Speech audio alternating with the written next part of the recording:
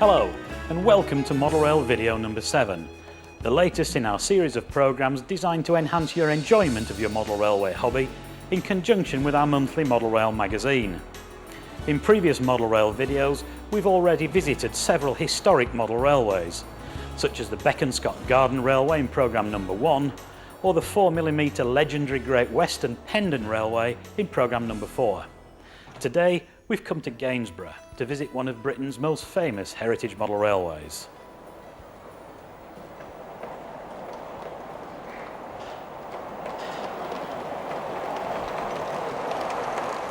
The name Gainsborough will be familiar to most older railway modellers. The Lincolnshire town is synonymous with a remarkable model railway which first became famous in the 1950s, but which in recent years has probably not had as much exposure as it deserves.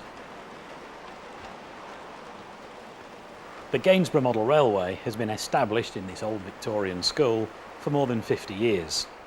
Having bought this building for just a few £100 in the 1950s, the Gainsborough Model Railway Society decided to embark on one big project rather than build several layouts in a variety of scales and gauges which is normally needed to keep club members happy.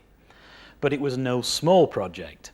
The Society decided to model the King's Cross to Leeds main line, that's 180 miles, in O gauge.